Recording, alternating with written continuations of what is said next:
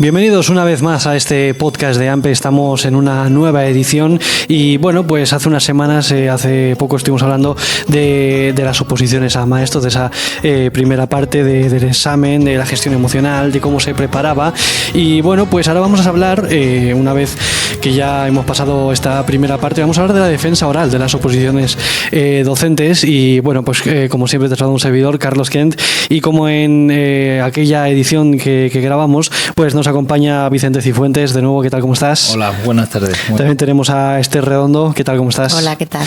También tenemos a Almudena Marco. Muy buenas. Hola, Carlos. Y también a Juan Pelozano. ¿Qué tal? ¿Cómo estás? Hola, muy bien, muchas gracias. Bueno, pues lo dicho, vamos a hablar de esa segunda parte, ¿no? de las oposiciones, también muy importante para todos aquellos que ya pues han pasado el primer filtro, ¿no? Y pues ahora toca la defensa oral, ¿no? Para alguien que, como en aquel programa estuvimos hablando, que nunca se ha presentado a la defensa oral, ¿en qué consiste, ¿no? La defensa oral de una oposición docente? Vicente. Bueno, pues nada, la defensa oral consta de dos partes. Por un lado se tiene que defender la programación que preparan durante todo el año y por otro lado pues tienen que defender o una unidad didáctica dependiendo de la especialidad o un programa de intervención, ¿vale? Si se trata de PT o AL o tal. Entonces sí que es verdad que se va preparando durante todo el año, se va gestionando esos tiempos para que puedan tener su programación perfectamente terminada antes de presentarse al primer examen, ¿vale? Por si acaso, si lo aprueban, no tenga que perder mucho tiempo en ni correr y hacer las cosas precipitadamente.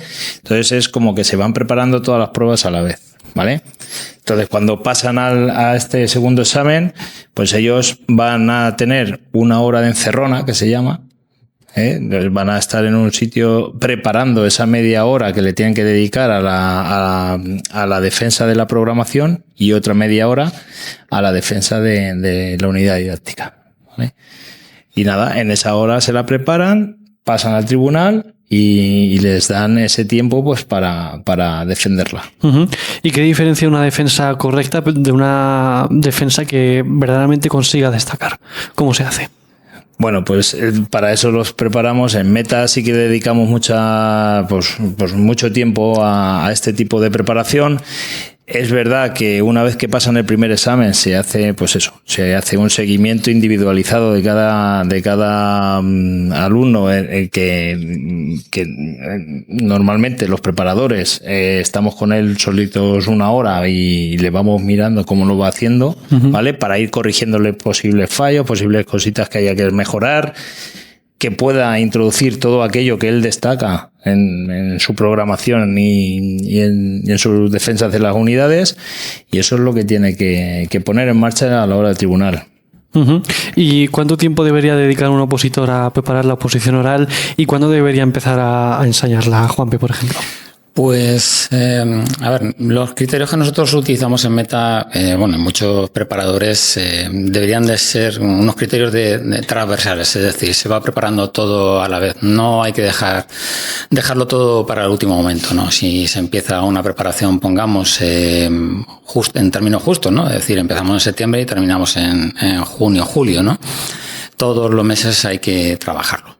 Todos los meses hay que trabajar la programación didáctica, hay que ir construyendo la programación didáctica, que es personalísima, es un documento que no se puede copiar. Bueno, pues los preparadores sí que damos un modelo de programación didáctica y a partir de ahí, pues cada opositor va construyendo para su especialidad, para su nivel educativo, pues ese documento personal, ¿no? Entonces, eso no hay otra forma de hacerlo bien que no sea pues durante estos 10 meses, de manera que cuando llega a junio lo tengas avanzado al 95%, a falta de darle determinadas pinceladas que son más bien estéticas que otra cuestión, ¿no? Y con el tema de las unidades didácticas, las 12 al menos unidades didácticas que componen la programación didáctica, pues un poco igual, 12 unidades didácticas que implican, pues entre comillas, 12 temas de los de siempre de una materia concreta, por poner un ejemplo, ¿no? Que implican mucho trabajo a nivel de actividades, a nivel de contenidos, a nivel de evaluación, y todo eso hay que construirlo también durante todo el proceso.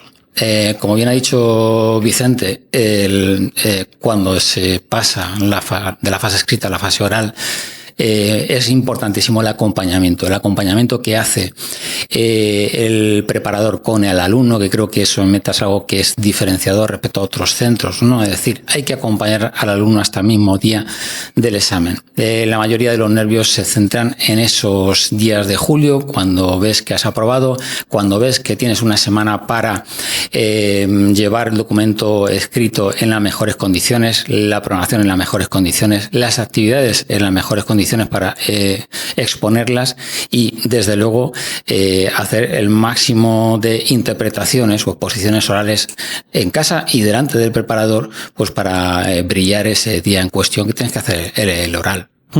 Almudena, ¿cómo se puede hablar con naturalidad también durante la exposición o durante la defensa sin parecer que estás recitando un texto que llevas aprendido al pie de la letra? Pues eso es lo más importante. En este examen o en esta prueba entran factores de oralidad.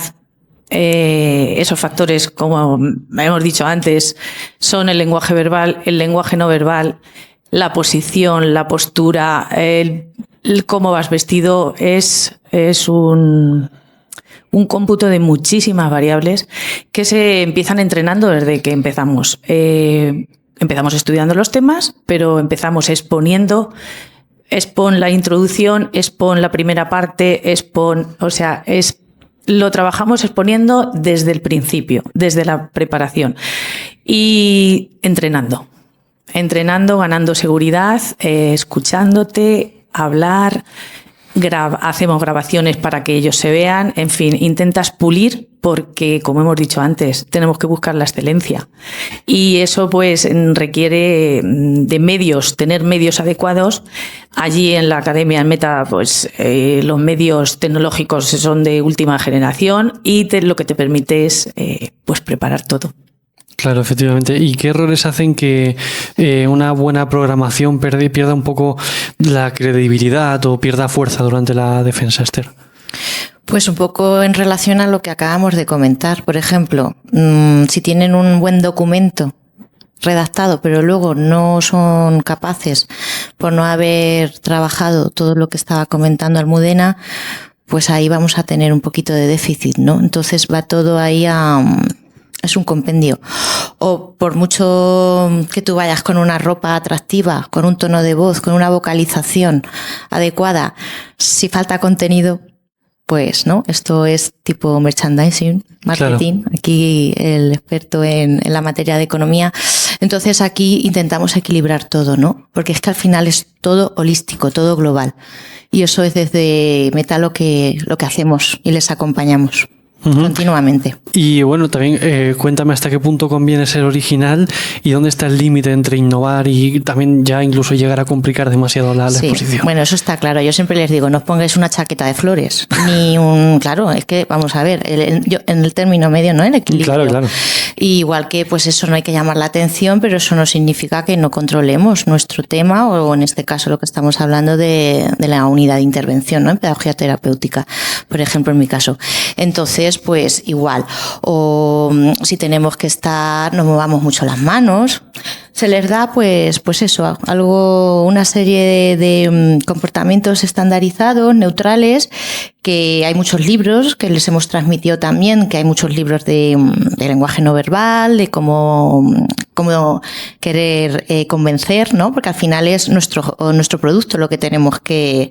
Yo siempre les digo, el tribunal no sabe cuál es el tema que os hemos dado, ¿vale? Tú lo tienes que vender y tienes que tener seguridad y tienes que proyectarlo, pero ellos no saben. Tenemos la plantilla, pero no saben verdaderamente, ¿no? Entonces se les trabaja mucho eso, practicando y al final es eso. Esas habilidades son a la hora de ejecutar. Claro, y Vicente, a raíz de todo esto que comentamos, también es mejor llevar muchos materiales y recursos o utilizar pocos pero bien seleccionados, un punto medio. ¿Cómo ves esto? Bueno, pues depende de cada unidad que tengan que presentar. Vamos a ver, hay unidades que van a necesitar una serie más de materiales que otras. Lo que sí les decimos es que sean pues el material que presente que sea competente a lo que están exponiendo, ¿vale? No hace falta llevar muchísimo material, porque además tienen media hora para defender, no se pueden explayar mucho en los materiales. Sí, que si apoya visualmente lo que ellos están exponiendo ante el tribunal, pues el tribunal puede seguir también mejor la explicación. Pero vamos, que no hace falta un alarde de materiales, y no te va a dar más o menos puntos el llevar más materiales o menos, es que sean acordes con lo que tú estás exponiendo. Uh-huh. Y también cómo deben estos materiales, los apoyos visuales, cómo se deben utilizar correctamente también la pizarra sin que se distraiga tampoco mucho al tribunal. Sí, esto lo entrenamos mucho, ¿vale? Esto, una vez que ellos empiezan a trabajar la exposición de la unidad didáctica y de la programación, pues se les suele dar una serie de guías, ¿no? De guías. Por ejemplo, no llenar mucho la pizarra, no estar mucho tiempo de espalda al tribunal, no perderles la cara de vista para que para que ellos no se distraigan con tu programación. Todo este tipo de cosas se van trabajando a lo largo de esos días que tenemos, que son poquitos, pero sí que da tiempo a centrarse. Uh-huh. Y Almudena, ¿qué comunica también el lenguaje corporal de alguien que va a defender, ¿no? Antes incluso de que hablen? Ya en el momento en el que van a entrar, ¿qué comunicamos con el cuerpo? Pues comunicamos las 24 horas del día. Desde que nos levantamos estamos comunicando. Entonces tenemos que ser conscientes de esa comunicación. Y comunicamos desde la manera que vas peinado, desde la forma de sonreír, desde los gestos que haces, la postura. O sea, es lo que he dicho, esa parte de la oratoria que deberíamos trabajar en los colegios desde que somos muy pequeños. Y nuestro sistema educativo descuida o descuidamos desde los colegios. Y es esencial. Tienes que comunicar. Bueno, ¿qué es que comunicamos? Y ya está. Ahí es muy distinto no enfrentarte, sino presentarse a un tribunal de 5 personas de una forma o de otra. Tus movimientos, analizamos cada cosa que hacen en cada exposición, se analiza para decir, me has transmitido esto. Y muy de acuerdo con ella, y sí que es verdad que lo que siempre decimos es que debe ser natural, ¿vale? La naturalidad en esta exposición es fundamental. Entonces, ¿cómo conseguimos eso? Pues lo conseguimos a base de lo que está diciendo, pues entrenándoles un poco cómo lo dicen, de qué manera lo van a decir, todo este tipo de cosas, porque tú cuando estás enfrente de un tribunal tienes que contarle las cosas como si se las estuvieras contando al compañero en clase, ¿vale? O en la sala de profesores o tal. Si ven que se ponen muy nerviosos, quiere decir pues que ese opositor pues no ha pisado mucho los centros y tal, ¿vale? Entonces es lo que se intenta hacer. Claro, efectivamente. Y Juanpe, para una persona que llega ahí y se queda en blanco, ¿no? Como hemos hablado alguna vez, de la cabeza muchas veces pues traiciona por los nervios, ¿no? En mitad de la exposición, por ejemplo, ¿qué deberían hacer? Pues esa pregunta es más complicada. Esa pregunta, porque mismamente me pueda pasar a mí en este momento, ¿no? Me quedo en blanco y no sé qué decir, ¿no? Entonces, en esas situaciones, bueno, pues yo siempre digo una cosa, hay que ser humilde. Cuando tú llegas a un sitio y resulta que te has quedado en blanco, hay que ser humilde y reaccionar de esa manera, no inventarte cualquier cosa, intentar no perder la calma, pedir permiso al tribunal para, discúlpenme, me acabo de quedar en blanco, voy a beber agua, voy a tranquilizarme. Y el tribunal, pues son profesores que te están examinando, pero que están en el aula y que hace unos años estarían en tu misma situación, con lo cual normalmente, yo también desde mi experiencia como tribunal, y esos casos se me han dado, pues hay que tener empatía. Hay que tener empatía y dar tiempo a que el opositor se recupere. Yo creo, fíjate, pienso más que es una cuestión más del tribunal que tienes delante del propio opositor. Si el opositor le das como tribunal seguridad para que se reponga, lo va a hacer. Y lo único que debería hacer yo en ese caso sería sería calmarme, beber agua y reconocer que, bueno, pues en este momento me queda en blanco, pero que lo voy a retomar, que me den unos minutos que tal. Y luego hay pequeños trucos también. Yo siempre les digo a los opositores, a ver, cuando llegas al momento del debate, esos 15 minutos en que ha terminado ya tu presentación, tu defensa de la unidad didáctica, viene muy bien también cuando te hacen una pregunta, y aquí ya es un partido de tenis, por así decirlo, es decir, te preguntan y tienes que contestar. La pizarra hay que verla siempre como una amiga. Yo siempre le digo lo mismo. Cuando te pregunten algo tienes que buscar tiempo para la respuesta. En ese momento a lo mejor no la tienes, pero cuando tú buscas la pizarra y sabes que la pizarra es tu amiga, ¿no? Y te va a ayudar, ahí es cuando empiezan a surgir tu conocimiento también, ¿no? Y empiezas a hacer tu pequeño guión y empiezas a explicar y empiezas a hilar y empiezas a responder. Responder directamente tú a tú, cuando tienes 5 miembros de un tribunal ahí delante que están esperando una respuesta, es complicado. Entonces tienes que pausarte, y el recurso de la pizarra yo te digo que siempre me ha funcionado. Sí, ¿no? Sí. Muy útil. O sea que recomendamos que usen la pizarra. Que la vean como una amiga. Muy bien. Y Esther, conviene también cuando el tribunal sabemos que nos está valorando, ¿no? Que son verdaderamente personas que nos están escuchando, pero que también van a decidir muchas cosas. Conviene también controlar mucho los nervios, ¿no? ¿Cómo también tenemos que ver a estas personas, intentar también hacer que nuestra cabeza les vea como profesores, como decía Juanpe, y no como evaluadores de nuestro trabajo? Claro. A ver, es lógico que tengas esos pensamientos porque los ves en una relación asimétrica, ¿no? Pero sí que es cierto que ellos siempre les decimos que son humanos también. Y como decíamos anteriormente, no pasa nada si tenemos que pausarnos, si tengo que beber agua, si se me cae el borrador de la pizarra. Somos humanos y tenemos claro que todas las personas opositoras han pasado también por el mismo proceso y, bueno, cada uno dentro de su forma de ser. Unos mirarán al opositor, otros a lo mejor miran hacia arriba pero están escuchando.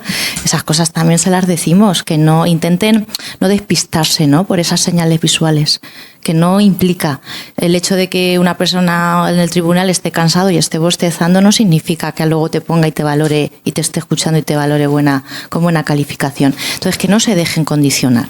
Los condicionantes, volvemos a decir, son malos.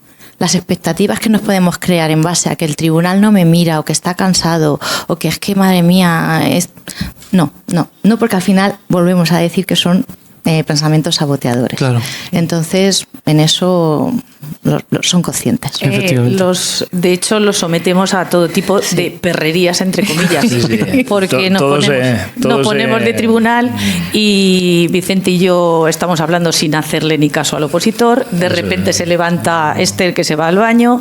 En fin, eso tienes que contar con ello. Todo se entrena. Cualquier distracción que haya en ese momento no te debe afectar. Tú has venido a exponer lo tuyo y a demostrar lo preparado que vas. Eso es. Y si me permites, cualquier distracción personal que llevemos, porque ese día puedes estar constipado o te puede haber dado fiebre. O sea, tenemos que saber que ese día llevamos muchos meses para intentar que no haya una variable externa que nos pueda, entre comillas, fastidiar eso. Entonces, no pasa nada, llevar todo lo que podamos llevar de nuestra parte y que esas variables externas no nos alteren. Se trabajan y les trabajamos mucho. Claro que sí. Y luego tienen que saber que los bloqueos, que son muy fácil que se produzcan, no penalizan. O sea, lo único que pasa es que pierdes un tiempo pues para seguir con tu exposición, que pues, luego te puede dar más tiempo a decir más cosas o menos, pero o sea, el bloqueo normalmente no se penaliza. El tribunal lo tiene muy en cuenta. Claro.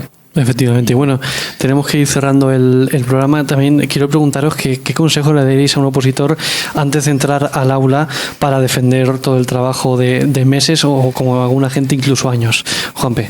Pues sobre todo tranquilidad. Y también planificación. Desde luego, ahora dentro de unos días se van a examinar en su oral, hará mucho calor, hay mucha intranquilidad, piensas que no me sale, que eso de que no me sale, bueno, hay que olvidarlo. Lo que hay que pensar es que practicando, mirándote al espejo, a la pizarra, al vídeo que te has hecho, ¿no? Que mucha gente lo hace también, ¿no? Se graba vídeos para ver qué defectos tiene, se los pasa o nos los pasa a los preparadores para que nosotros lo podamos valorar. Si te planificas y ensayas, vas a conseguir mucha más confianza, como decíamos hace un momento, ¿no? Y también, pues, una mayor tranquilidad. Efectivamente, Almudena. Pues yo confío en ti, hemos venido a jugar y esto hay que pasar por ello, así que ánimo. Claro que sí, Esther. Pues sí, yo igual, serenidad e introspección. Es importante conocerse uno mismo, saber, pues mira, yo tengo estas debilidades, pero en ese momento ya las tengo trabajadas gracias a Meta. Así que Claro adelante. que sí. Qué bueno. Pues nada, es lo que dicen mis compañeros. La verdad es que en Meta hemos estado trabajando durante todos estos meses y yo les digo siempre lo mismo, tenéis que ir a hacer lo mejor que podáis. Un día se puede dar malo, pues como a cualquiera. Y eso no quiere decir que no vayas a conseguir en tu día tu objetivo. Pero vamos, hay que intentar hacer lo mejor que se pueda en todo momento y dar al máximo que lo están dando. O sea, que pues tienen que confiar en ellos mismos y hacia adelante. Eso es. Pues Vicente Cifuentes, muchísimas gracias por acompañarnos hoy aquí en el podcast. Gracias a vosotros. Esther Redondo, igualmente, muchísimas gracias. Un placer. Almudena, Marco, también muchas gracias. Muchas gracias. Y Juan Pelozano también, muchísimas gracias. A vosotros. Y mucha suerte a todos aquellos que se enfrenten también a la defensa oral. Hasta la próxima.